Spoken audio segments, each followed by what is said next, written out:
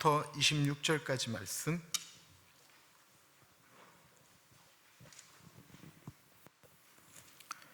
우리 하나님의 말씀을 교독하도록 합니다. 요한복음 4장 15절에서부터 26절까지 제가 가지고 있는 성경으로는 신약 147페이지입니다.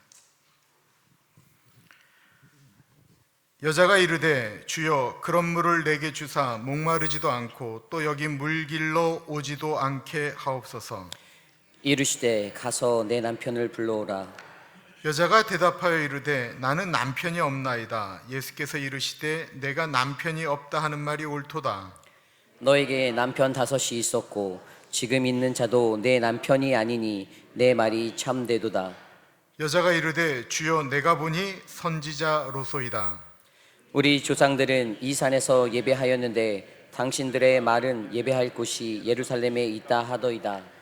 예수께서 이르시되 여자여 내 말을 믿으라. 이 산에서도 말고 예루살렘에서도 말고 너희가 아버지께 예배할 때가 이르리라. 너희는 알지 못하는 것을 예배하고 우리는 아는 것을 예배하노니 이는 구원이 유대인에게서 남이라. 아버지께 참되게 예배하는 자들은 영과 진리로 예배할 때가 오나니 곧 이때라. 아버지께서는 자기에게 이렇게 예배하는 자들을 찾으시느니라. 하나님은 영이시니 예배하는 자가 영과 진리로 예배할지니라. 여자가 이르되 메시아 곧 그리스도라 하는 이가 오실 줄을 내가 아노니 그가 오시면 모든 것을 우리에게 알려주시리이다. 예수께서 이르시되 내게 말하는 내가 그가 하시니라. 아멘. 아멘.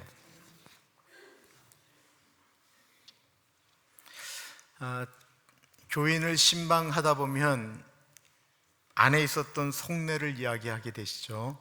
그러고는 이런 말씀을 하시는 분들이 종종 있습니다. 목사님, 내 인생을 만약에 소설로 쓰면 몇 편의 장편 소설이 나올 것입니다. 그 말씀은 무슨 말씀이죠? 삶이 기구했다라는 것입니다. 기구하다라는 말 아세요? 너무 놀랍게도 우리가 잘 아는 그 기구하다라는 말이 한국의 표준 새 국어사전에서 삭제하기로 했어요. 이제 더 이상 한국에서는 기구하다라는 말을 안 쓰는 것입니다. 기구하다라는 말은 삶이 평탄치 않았다라는 것입니다.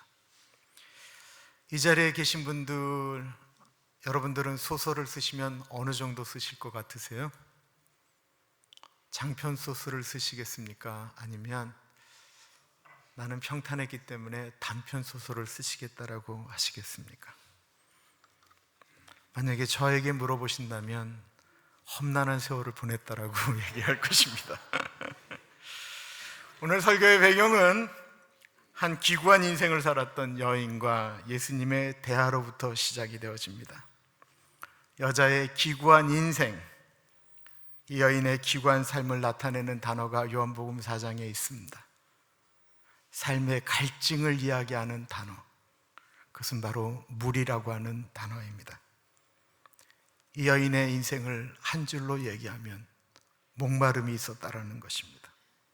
그럼 이 여인의 삶의 목마름은 과연 무엇이었을까요? 이 여인과 예수님이 만난 시간은 낮 12시입니다. 이 낮 12시가 우리에게 시사하는 바가 큽니다. 캘리포니아와 이스라엘의 날씨가 거의 비슷하다고 하죠.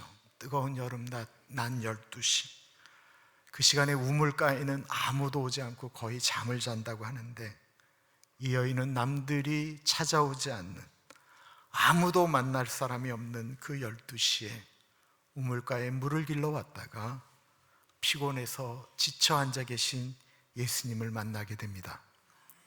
예수님이 이 여인에게 말을 겁니다. 나에게 물을 좀 주시오. 그리고 이 여인과 예수님의 대화가 시작이 되지요. 이 여인은 정말 오랜만에 다른 사람과 대화를 하는 것입니다. 그것도 유대인 남자와 말을 거는 것은 도대체 기억이 나지 않을 정도로 너무 오랜 일이었습니다. 성경은 이 여인을 가리켜 사마리아 여인이라고 말을 합니다. 이 말은 무슨 뜻일까요?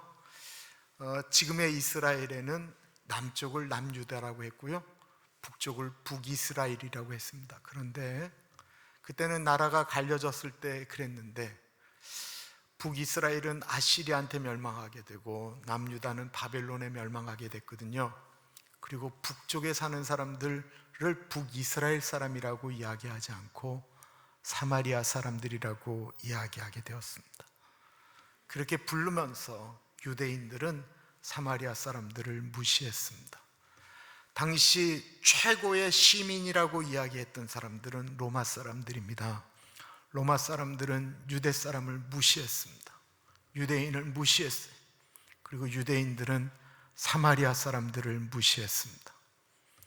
사마리아의 남자들은 사마리아 여인들을 무시했고, 사마리아 여인들은 이 여자를 무시했습니다.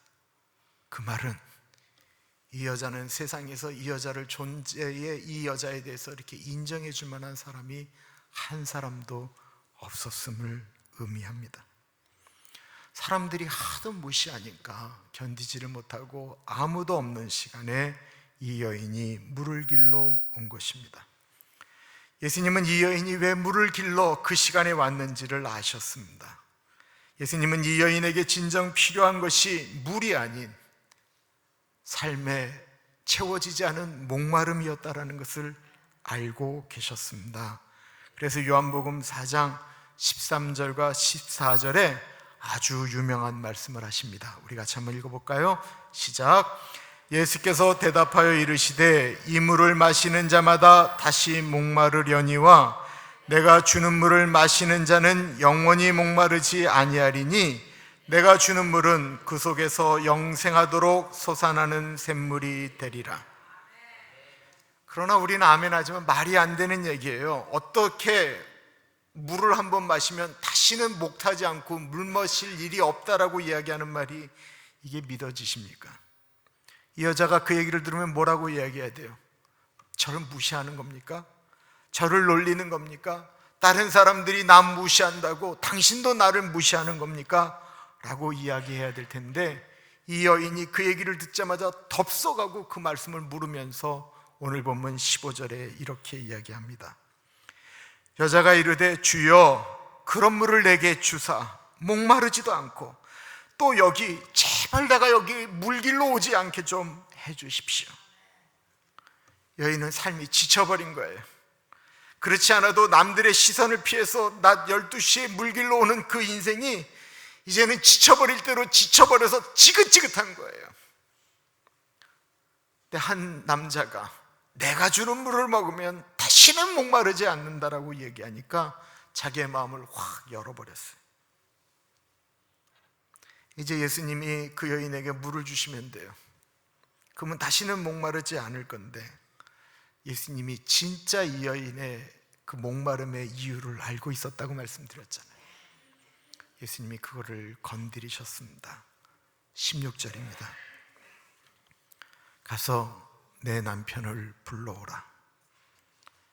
이 여인의 내면 가장 깊숙이 있었던 갈증은 바로 남편이었습니다.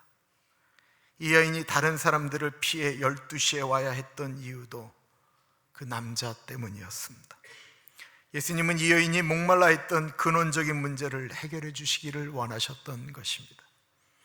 이 문제를 건드리지 않고 비껴나가서 다른 것을 아무리 주어도 이 여인의 타는 갈증은 해결될 수 없다는 것을 예수님이 아셨던 것입니다. 우리가 무슨 무수한 말을 하고 행동을 해도 그 내면에 있는 문제를 가장 정확히 아시는 분은 예수님이십니다. 숨기고 싶은 갈증을 예수님이 말씀하시자 이 여인이 뭐라고 대답합니까? 나는 남편이 없습니다. 예수님은 이 여인이 왜 숨기고 싶어 하는지 그걸 다 아셨습니다. 여러분, 사람들은 숨기고 싶은 것이 있습니다. 숨기고 싶은 과거가 있습니다. 숨기고 싶은 단점이 있습니다. 숨기고 싶었던 자신의 잘못이 있습니다. 숨기고 싶으면 고백 안 하면 그거 좀 내버려 둬야 합니다. 왜 남의 것을 그렇게 다 끄집어내서 알아서 이야기해야 됩니까? 그러나 예수님은 예외다라는 것입니다. 예수님은 굳이 말씀하지 않아도 다 하신다라는 것입니다. 예수님과 여인의 대화를 더 보시기 바랍니다. 여자가 대답하여 이르되 나는 남편이 없나이다. 예수께서 이르시되 내가 남편이 없다는 말이 옳도다. 너에게 남편 5이 있었고 지금 있는 자도 내 남편이 아니니 내 말이 참되도다. 여인은 5번 이미 결혼을 했었던 것입니다. 그리고 6번째는 결혼이 아니고 어떤 남자랑 그냥 사는 것입니다. 그걸 다른 사람에게 이야기하고 싶었겠어요? 숨기고 싶었던 것입니다. 예수님은 이 여인에게 남편이 없다라는 말을 맞다라고 말씀하세요. 이제 생각을 해보는 거예요. 첫 결혼에 실패하고 2번째 결혼하고 3번째 결혼할 때만 해도 부모님이 야, 혼자 살면 힘드니까 누구랑도 만나 다시 결혼해라. 그럼 몇 번은 가족들한테 얘기하고 이렇게 결혼을 했어요. 근데 1번 실패, 2번 실패, 3번 실패하자 더 이상 친구들에게 누구에게 결혼한다라고 말하는 거 어려운 거예요. 그 6번째는 한 남자를 만나서 그냥 산 거예요. 오늘날 이렇게 개방적인 시대 가운데도 그냥 동거한다라고 하면 우리가 색안경을 낄 때가 있는데 2000년 전 그 옛날에 이것에 대해서 사람들이 뭐라고 했겠습니까? 법적으로 남편이 없다라는 건 맞는 말이었습니다. 그렇다면 예수님이 왜 이 여인의 아픈 과거를 그렇게 끄집어내는 것일까요? 그걸 끄집어내므로 나는 다 아는 사람이다 라고 하는 것을 증명하고 싶기 때문에 그러신 것일까요? 하나님은 분명히 성경에 동이 서에서 먼 곳같이 우리의 죄를 도말하시고 기억하지 않는다고 하셨는데 왜 이런 얘기를 꺼내신 것입니까? 예수님은 이 여인이 갖고 있는 그 아픔의 문제를 재해석해 주신 것입니다. 다른 사람들에게 이 여인의 문제점은 여러 번 결혼한 것이었습니다. 그러나 예수님은 이 여인에게 말하는 거예요. 그것이 그 결혼이 너의 해결책이 아니었다라는 것입니다. 네가 사람을 잘못 만나서 네 인생이 꼬인 것이 아니다라는 거예요. 네가 남자를 잘못 골랐기 때문에 그렇다는 것이 아니라는 거예요. 너의 타는 목마름은 생수의 근원이 되는 예수님을 못 만났기 때문이다라는 것입니다. 이렇게 재해석해 주시는 거예요. 여러분, 우리가 돈이 얼마나 모이면 돈에 대해서 만족을 할까요? 우리 남편이 얼만큼 나에게 잘해주면 내가 만족을 할까요? 우리 집사람이 얼마나 잘해주면 내가 그제서야 만족을 할까요? 잊지 마십시오. 우리 마음속에는 하나님이 아니고서는 채울 수 없는 빈 공간이 있다라고 파스칼이 얘기했습니다. 우리에겐 그 빈 공간이 있는 건 어느 누구로도 채워지지 않는 거예요. 오늘 예배 끝나고 예배당에서 묻지 마시고요, 오늘 집에 가셔서 꼭 우리 여자분들은 이 사마리아 여인에게 물어보세요. 같이 살았던 6명 중에 누가 제일 괜찮았느냐고 꼭 물어보세요. 그러면 이 여인이 분명히 이렇게 얘기할 거예요. 그놈이에요.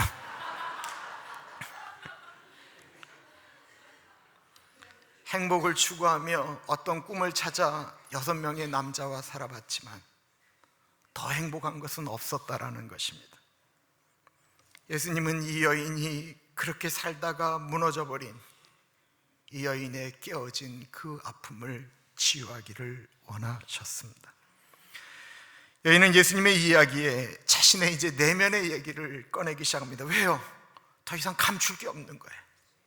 더 이상 숨길 것도 없는 거예요. 자기의 치부가 다 드러나고 말았어요. 그러자 이제 진짜 목마름의 이야기를 꺼내기 시작합니다. 그것은 바로 예배의 이야기였습니다. 20절에 보면 우리 조상들은 이 산에서 예배하였는데 당신들의 말은 예배할 곳이 예루살렘에 있다 하더이다. 이 말의 배경이 필요합니다. 아까 언급한 것 같이 예수님이 탄생하시기 700여 년 전에 북이스라엘은 아시리아에 멸망하게 되었어요. 근데 아시리아는 어떤 정책을 썼냐면 북이스라엘에 있던 많은 이스라엘들을 죽이거나 아시리아로 데려가서 거기서 결혼시켰고, 또 그곳에 남아있는 유대인들에게는 아시리아 사람들을 심고 또한 다른 나라, 자기들이 정복한 나라들을 거기다 이주시켜서 거기서 결혼을 하게 만들었어요. 그래서 유대인인데 유대인 여인들과 이방 남자가 결혼해서 아이가 태어났어요. 엄마는 분명히 너는 유대인이다라고 얘기를 했지만 그 사람들을 가리켜 사마리아인이라고 부르기 시작했습니다. 남유다도 그로부터 한 200년 후에 멸망을 하게 되었습니다. 남유다도 바벨론에 의해서 포로로 끌려갔는데 바벨론은 그런 정책을 피지 않았어요. 니들끼리 결혼하고 싶으면 너희들끼리 결혼하라고 그랬어요. 그리고 70년이 지난 다음에 바벨론에 포로로 갔던 이스라엘 민족이 고국으로 돌아오게 되어집니다. 그때 사마리아 사람들이 그 70년 동안 나라를 잃고 떠났던 그 사람들을 환영했어요. 유대인들이 사마리아 사람들에게 눈도 마주치지 않는 거예요. 니들은 우리 민족이 아니다라는 것입니다. 그런 멸시를 받았어요. 수룹바벨에 의해서 예루살렘에 다시 하나님의 성전이 올라가게 되었어요. 사마리아 사람들이 열심히 돈을 모았어요. 우리도 하나님의 성전을 세우는 일에 우리도 헌금하겠습니다. 그러자 이스라엘 사람들이 이렇게 얘기했어요. 나는 너희와 같은 그 더러운 돈은 받지 못하겠다. 너희들은 하나님의 성전에 들어올 자격이 없는 사람들이다 라고 거부하게 되었습니다. 사마리아인들에게 이것은 커다란 아픔이었죠.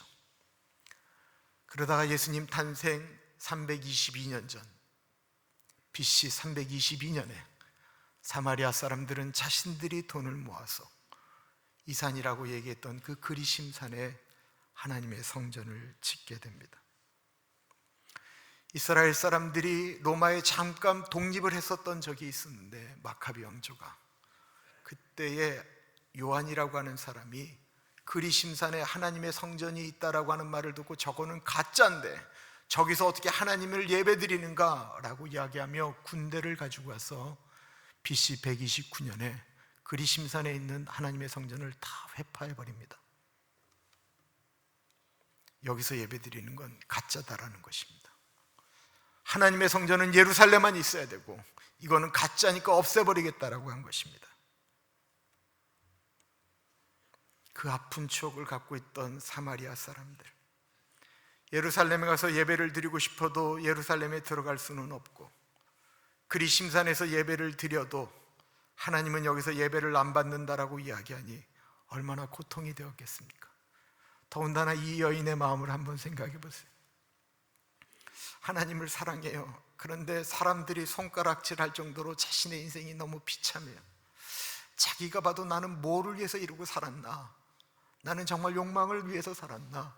내 정욕 때문에 살았나? 이런 마음이 들어서 하나님께 예배를 드리고 싶은데 사람들도 손가락질하는 데다가 이 산에서 예배를 드리는 건 아무 소용이 없다고 하니까 이 여인은 다른 사람들이 예배를 드리는 것보다 훨씬 더 힘든 거예요. 예배를 드리러 그림시산에 올라가는 것마저도 하도 주변에 있는 여자들이 손가락질하고 뭐라고 하니까 그곳에 예배 드리러 올라가는 것마저도 너무 고통스러운 거예요.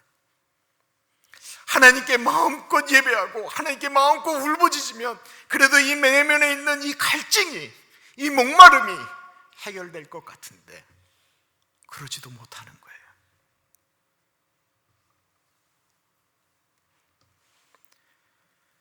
이 여인의 문제가 정확하게 드러나기 시작했습니다.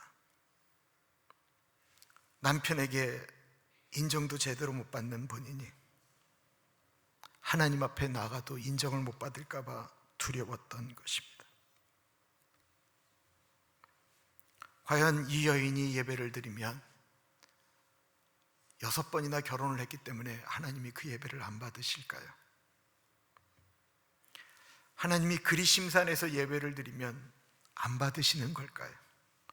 아니면 하나님은 이 여인의 마음을 이미 받으셨는데 이 여인은 내가 드리는 예배를 하나님이 안 받으신다라고 생각을 하는 것일까요?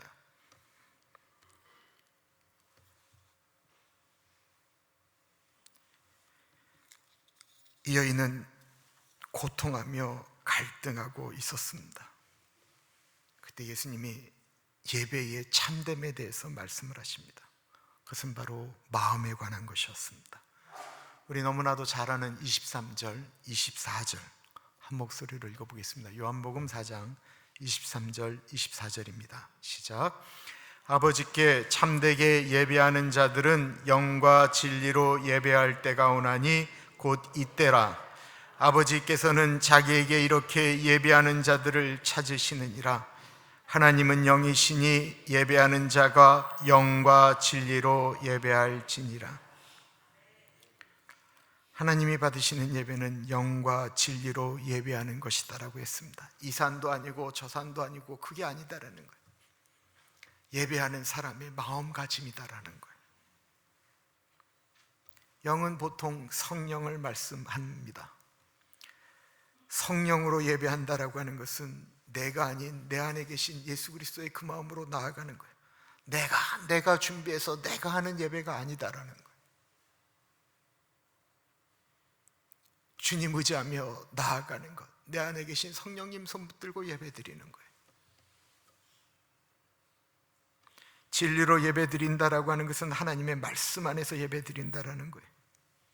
내 방식이 아닌 하나님의 말씀에 근거한 예배를 말하는 것입니다. 하나님은 영이시다라고 했습니다. 여기서의 이 영은 성령이 아니에요. 하나님은 선한 목자다, 하나님은 스스로 있는 자다라고 하는 것처럼 하나님은 영이다라고 하는 것으로 하나님은 보이시지 않는 분이다라는 거예요. 하나님은 절대자라는 거예요. 눈에 보이는 것은 누군가에 의해서 만들어졌어요.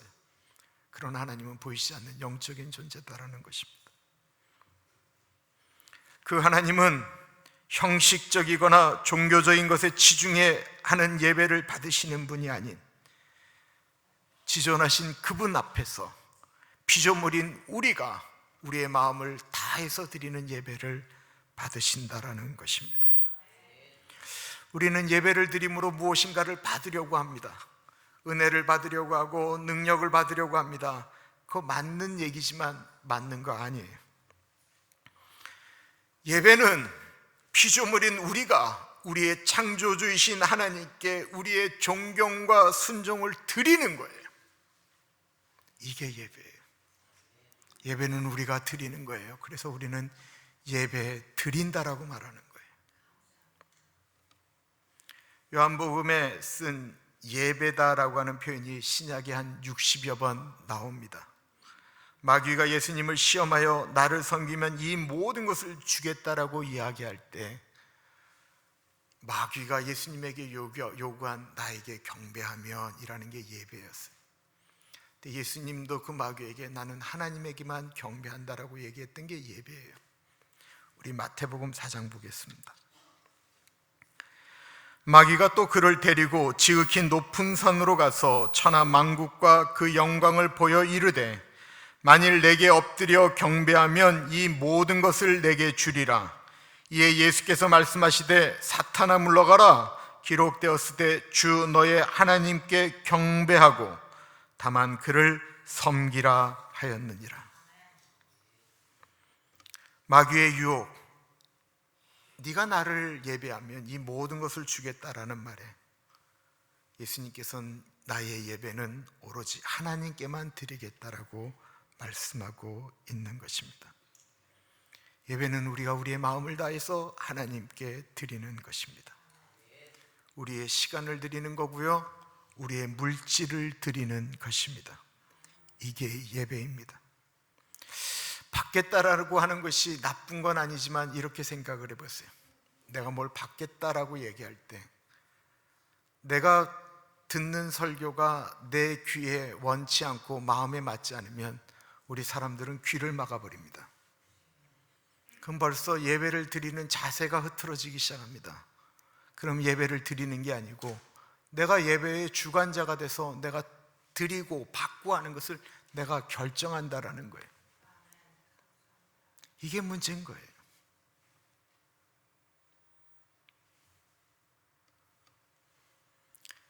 예배는 하나님께 드리는 것이다라고 정확히 생각하면 목사, 찬양, 기도 이것이 내 마음에 맞고 안 맞고는 절대로 중요한 문제가 안 된다는 것입니다.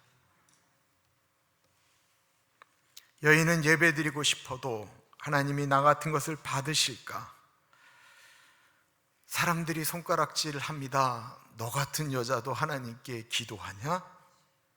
하나님이 너 같은 사람의 기도도 받겠냐? 손가락질하는 것 잘 알고 있었습니다. 너 같은 게 무슨 기도를 한다고, 너 같은 게 무슨 봉사를 한다고, 너 같은 게 무슨 하나님을 섬기겠노라고.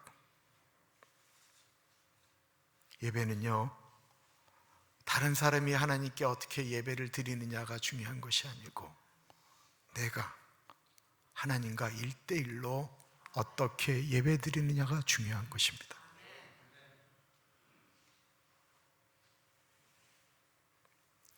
예수님이 이 여인의 마음을 만질 때 이 여인의 깨졌던 그 금에 회복이 일어나기 시작했습니다.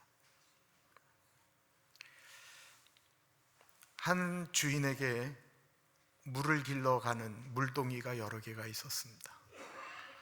근데 이 주인이 매번 물동이 2개를 왼쪽에 하나 오른쪽에 하나 지게 지고 갔는데 늘 완전한 2개가 아닌 하나 깨어진 거를 늘 가지고 갔습니다. 이 깨어진 항아리에 물을 가지고 오면 처음에는 가득 채웠는데 집에 오면 절반밖에 남아있지 않는 것입니다. 이 깨어진 물 항아리가 늘 그것이 주인께 미안했습니다. 내가 온전치 못해서 내가 이렇게 깨져서 우리 주인에게 폐를 끼치는구나. 나로 인해 이 귀한 주인이 그렇게 고생을 해서 갖고 오는 물이 다 중간에 버려지고 마는구나. 너무 미안한 마음이 들어서 어느 날 주인에게 이야기하죠. 주인님, 어찌 저를 버리지 않고 저렇게 괜찮은 항아리들이 있는데 저걸 왜 안 쓰십니까? 주인님, 저는 별로 소용이 없는 물건입니다. 주인이 그 깨진 항아리의 이야기를 들으면서도 아무 말 없이 그냥 물을 길러 또 다시 가는 거예요. 이 깨어진 항아리는 주인 보기가 너무 미안해요. 그렇게 말했는데도 주인이 본인을 데려가니까 너무 미안한 거예요. 그리고 문을 또 다 채웠어요. 그리고 집으로 돌아오는 길에 주인이 그 깨어진 독을 보면서 이야기를 합니다. 얘야, 우리가 함께 걸어오는 길을 돌아보거라. 그제서야 물항아리는 그들이 돌아오는 그 길에 그 양옆에 수많은 꽃들이 피어져 있는 것을 보게 됩니다. 주인님, 누가 이 산길에다가 꽃씨를 뿌려놓았죠? 언제로 이렇게 예쁜 꽃들이 피었죠? 누가 했나요? 그러자 주인이 빙그레 웃으며 말을 합니다. 이 메마른 산 길가에 피어진 예쁜 꽃들은 너 때문이지. 네가 깨진 덕분에 그 틈새에서 나온 물로 먹고 자란 꽃들이 이렇게 아름답게 꽃을 피워서 내가 물 길러 올 때마다 나에게 행복을 준단다. 사마리아 여인은 깨진 항아리였습니다. 이 깨진 항아리, 이 깨어진 항아리가 예수님을 만난 다음에 물동이를 버려두고 동네로 달려갑니다. 그 동네에 가서 외칩니다. 내가 메시아를 만났습니다. 내가 만난 그 사람을 보십시오라고 이야기합니다. 사람들은 이 여자가 깨진 존재인 걸 다 알고 있습니다. 도대체 자기들하고는 눈도 못 마주칠 그런 깨어진 존재인데 이 여자가 너무나도 당당하게 나타나서 사람들에게 말을 하고 있습니다. 이 여인의 깨어진 상처는 다른 사람들을 회복시키는 도구가 되었습니다. 여러분, 이 세상에 금이 안 간 인생이 어디 있습니까? 이 세상에 흠도 없고 결정도 없는 사람이 어디에 있습니까? 내가 금이 간 존재이고 내가 결점이 있는 존재인 것을 인식하고 그 연약함을 하나님께 알려야 하나님 앞에 나아가지 않겠습니까? 깨어진 심령이기에 더 하나님을 바라보고 기도하는 것, 내가 여전히 깨어진 존재이기 때문에, 그렇게 무너질 수밖에 없는 존재이기 때문에 하나님께 고개 들지 못하고 조아리며 기도할 수 없는 그런 존재이기 때문에 더 겸손해지는 것 아니겠습니까? 그래서 하나님은 이 깨어진 사마리아 여인을 쓰셨습니다. 깨어진 마음이 주님 앞에 나아갈 때 얻는 능력입니다. 깨어진 마음이 치유된 사람은 다른 사람을 치유할 수 있습니다. 나도 그랬었노라고.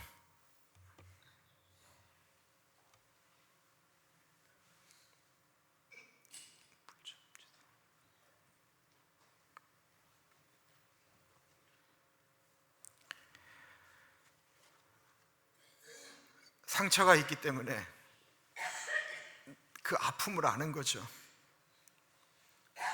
나도 그렇게 아팠었노라고. 나도 그렇게 버림받았었노라고.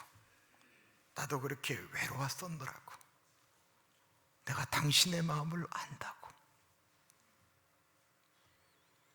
교만해서 나는 아무 잘못도 없고 나는 괜찮은 사람이다라고 얘기하는 사람이 어떻게 그 사람의 마음을 알겠습니까?